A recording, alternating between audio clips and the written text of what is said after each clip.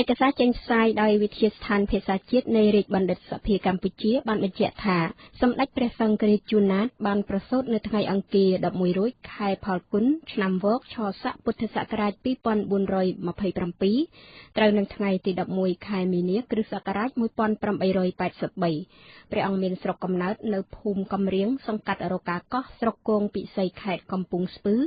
និងមានមាតាឈ្មោះយក់បិតាឈ្មោះព្រំជួនជាកសិករសម្ដេចមានបងប្អូនបង្កើតចំនួន2នាក់គឺរូបព្រះអង្គនិងប្អូនប្រុសឈ្មោះលោកអុកញ៉ាមន្ត្រីជួននុតសម្ដេចព្រះសង្ឃរាជក្នុងវ័យកុមារព្រះអង្គបានសិក្សាផ្នែកអក្សរសាស្ត្រជាតិរហូតដល់ជន្មាយុ18ឆ្នាំព្រះអង្គបានបួសជាសាមណេរក្នុងពុទ្ធសករាជ2441ត្រូវនឹងគ្រិស្តសករាជ1897ព្រះអង្គបានបួសនៅទីនោះអស់រយៈពេល2ឆ្នាំទើបទៅសិក្សារៀនសូត្រផ្នែកបរិយត្តិធម៌នៅឯវត្តអូណាឡោមក្រុងភ្នំពេញក្នុងព្រះជន្មាយុ21ព្រះវស្សាព្រះអង្គបានបំពេញឧបសម្បទាជាភិក្ខុនិងគង់នៅក្នុងវត្តពោធិព្រឹក្សស្រុកកណ្ដាលស្ទឹងខេត្តកណ្ដាលនៅក្នុងពុទ្ធសករាជ2448ត្រូវនឹងគ្រិស្តសករាជ1904នៅពេលនោះព្រះអង្គបានទទួលព្រះនាមបញ្ញត្តិជោតញ្ញាណោតកតងនឹងវិស័យសិក្សាព្រះអង្គបានចាប់ផ្ដើមរៀនសូត្រជាដំបូងគឺមេសូត្រនិងប្រែមូលកច្ឆាយនៈនិងគម្ពីរធម្មបទពីព្រះពុទ្ធឃោសាចារ្យព្រះនាមម៉ាកេតដែលជាព្រះឧបជាសម្ដេចព្រះសង្ឃរាជជួនណាតទ្រង់បានរៀនចេះក្រៅពីភាសាជាតិព្រះអង្គក៏បានចេះដឹងនៅវេយ្យាករណ៍ភាសាបាលីសំស្ក្រឹតដែលកាលនោះនៅក្នុងរវាងគ្រិស្តសករាជ1910នៅក្នុងចំណោមអ្នកសិក្សាភាសាបាលីព្រះអង្គមានព្រះកិត្តិស័ព្ទល្បីថាជាព្រះថេរៈមួយអង្គមានភាពស្ទាត់ជំនាញនិងពូកែខាងភាសាបាលីម្យ៉ាងវិញទៀតព្រះអង្គបានរៀនចេះភាសាផ្សេងជាច្រើនដែលរួមមានភាសាថៃឡាវភាសាបារាំងអង់គ្លេសនិងវៀតណាមនៅពុទ្ធសករាជ2457ត្រូវគ្រិស្តសករាជ1913សម្ដេចព្រះសង្ឃរាជជួនណាតបានចូលប្រឡងដេញប្រយោគនៅក្នុងព្រះឧបោសថរតនារាមវិហារព្រះកែវមរកតបាន4ប្រយោគដែលជាប្រយោគជាន់ខ្ពស់បំផុតក្នុងសម័យនោះនៅឆ្នាំ1915ព្រះអង្គបានប្រឡងជាប់លេខ2និងទទួលបានការតែងតាំងជាសាស្ត្រាចារ្យសាលាបាលីជាន់ខ្ពស់ដែលសប្តាហ៍ថ្ងៃនេះគេហៅថាពុទ្ធិកវិទ្យាល័យសុរាម្រិតលុះមកដល់ពុទ្ធសករាជ2463ដែលកាលនោះព្រះអង្គជាព្រះគ្រូសង្ឃសត្ថាបានធ្វើជាសមណសិស្សនិមន្តទៅបំពេញវិជ្ជាភាសាសំស្ក្រឹតនិងអក្សរសិលាចារឹកនៅសាលាបារាំងសេះចុងបូព៌ាប្រទេសនៅទីក្រុងហាណូយប្រទេសវៀតណាមដោយមានលោក Louis Finot ជនជាតិបារាំងជាចាងវាងសាលានៅទីនោះឯកសារចេញផ្សាយដោយវិទ្យាស្ថានភាសាជាតិនៃរាជបណ្ឌិតសភាកម្ពុជាបានបញ្ជាក់ទៀតថាសម្ដេចព្រះសង្ឃរាជជួនណាតទ្រង់បានបំពេញការងារជាច្រើនដោយធ្វើជាសមាជិកនៃក្រុមជំនុំវចនានុក្រមខ្មែរជាសមាជិកក្រុមជំនុំពិនិត្យអក្ខរាវិរុទ្ធក្នុងសៀវភៅផ្សេងដែលជាភាសាបាលីជាន់ខ្ពស់បានបោះពុម្ពផ្សាយក្រៅពីនេះព្រះអង្គបានធ្វើជាមេប្រយោគក្នុងការប្រឡងយកវិញ្ញាបនបត្របឋមសិក្សាខ្មែរនិងការប្រឡងយកសញ្ញាបត្របឋមសិក្សាជាន់ខ្ពស់បារាំងខ្មែរនៅទីក្រុងភ្នំពេញនៅក្នុងពុទ្ធសករាជ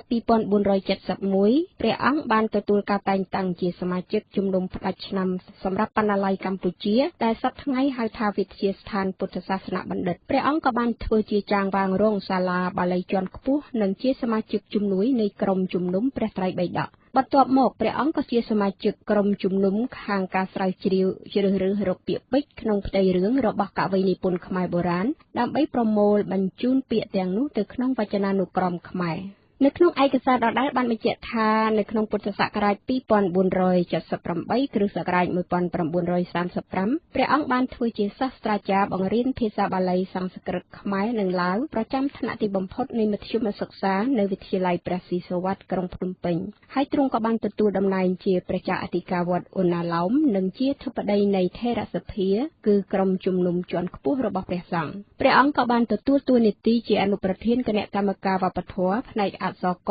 នៃគណៈកម្មការជាតិខាងការសិក្សាលុះមកដល់ឆ្នាំ1961ទ្រ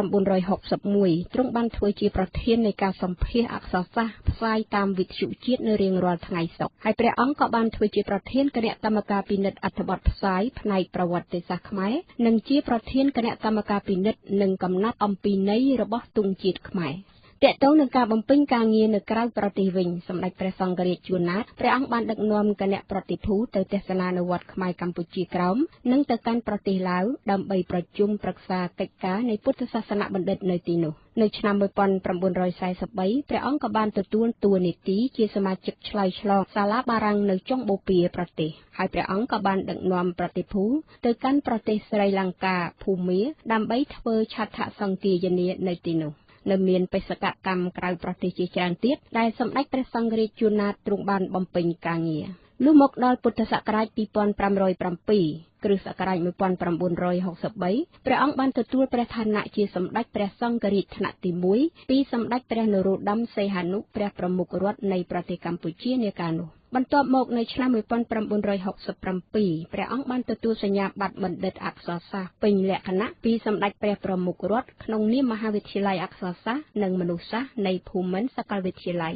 សម្ដេចព្រះសង្ឃរាជជួនណាតទ្រង់បានកសាងគម្ពីរដីកាជាច្រើនទាំងគម្ពីរស្លឹករឹតនិងគម្ពីរជាសៀវភៅពិសេសគឺសៀវភៅប្រែពីភាសាបាលីមកជាភាសាខ្មែរដើម្បីសម្រាប់ឲ្យពុទ្ធបរិស័ទបានសិក្សារៀនសូត្រហើយសៀវភៅទាំងនោះរួមមានវចនានុក្រមខ្មែរមាន2ភាគដែលត្រូវបានគេបោះពុម្ពផ្សាយជាច្រើនលើករួចហើយរហូតមកដល់សព្វថ្ងៃហើយព្រះអង្គក៏បានធ្វើសៀវភៅកច្ចាយានុបដ្ឋម្មកៈឬវេយ្យាករណ៍បាលីមានចំនួន2ភាគសៀវភៅគិហិបដិបត្តិសៀវភៅសម្បដេវិន័យបតិមោក្ខសង្វរៈសង្ខេបកាបលោកធម៌លក្ខក្រៅពីនេះទៀតព្រះអង្គក៏បានតែងជាសុភមង្គលភាសាបាលីបត្យវគ្គ7គិថាព្រមទាំងប្រើជាសម្រាយសម្រាប់សូត្រថ្វាយសុភមង្គលព្រះមហាក្សត្រព្រះអង្គក៏បានតែងអត្ថបទផ្សេងជាច្រើនទៀតនៅក្នុងទស្សនាវដ្តីកម្ពុជាសូរិយារបស់ពុទ្ធសាសនបណ្ឌិតតាំងពីឆ្នាំ1926ហើយនៅមានអត្ថបទធម៌ផ្សេងបានចុះផ្សាយនៅក្នុងទស្សនាវដ្តីពន្លឺពុទ្ធចក្រប្រការសំខាន់មួយទៀតដែលគួរឲ្យកត់សម្គាល់នោះ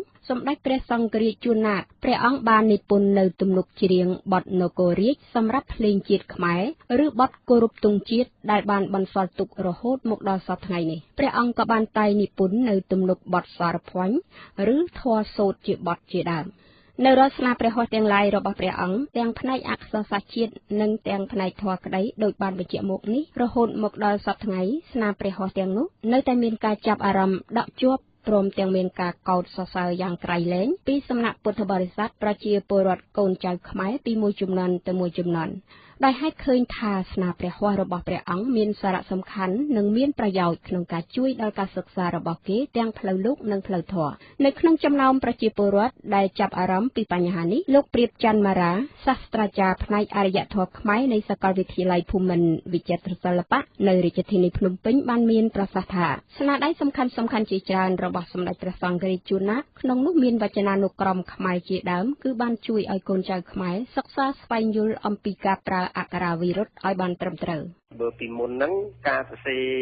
អក្សរខ្មែរអក្ខរាវិរុទ្ធអីវាមានលក្ខណៈមួយផ្សេងទៀតដែលជួនទៅវាដូចសពថ្ងៃជួនទៅវាខុសសពថ្ងៃប៉ុន្តែក្រោយពីឆ្នាំ1915មកវចនានុក្រមខ្មែរកើតមកមានអ្នកខ្លះក៏ស្គាល់វចនានុក្រមទៅគេប្រកបកិច្ចការជាមួយ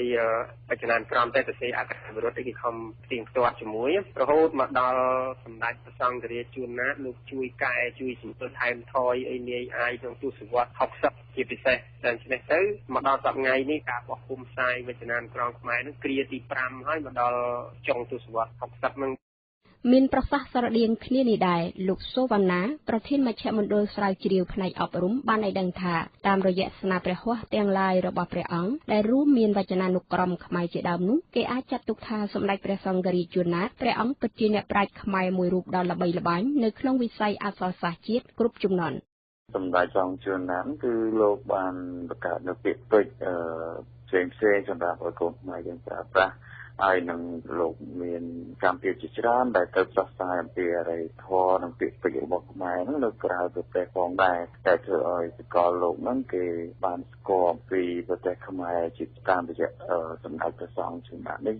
ឯកសារចេញផ្សាយដោយវិទ្យាស្ថានភាសាជាតិនៃរាជបណ្ឌិតសភាកម្ពុជាបានបញ្ជាក់ថាសម្ដេចព្រះសង្ឃរាជជួនណាតព្រះអង្គបានបំពេញការងារជួយជាតិនិងសាសនារហូតដល់ព្រះអង្គសោយទីវង្គតនៅថ្ងៃ14កើតខែភទ្របទត្រូវនឹងថ្ងៃទី25ខែកញ្ញាឆ្នាំ1969ក្នុងព្រះជន្មាយុ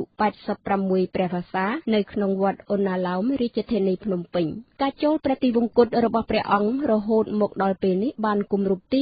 41ឆ្នាំហើយមកដល់សប្តាហ៍ថ្ងៃគេឃើញមានការសាងព្រះរូបសំណាករបស់ព្រះអង្គមួយនៅភ្នំពេញដើម្បីជាការឧទ្ទិសដល់ព្រះវីរភាពដ៏ថ្លៃថ្លារបស់ព្រះអង្គនិងឲ្យកូនចៅខ្មែរក្នុងជំនាន់នេះនិងជំនាន់ក្រោយៗបានដឹងនិងស្គាល់អំពីអ្នកប្រាជ្ញខ្មែរដ៏ល្បីល្បាញមួយព្រះអង្គនេះខ្ញុំកៅពេជ្រមេតាវិទ្យុអាស៊ីសេរីក្រុងភ្នំពេញ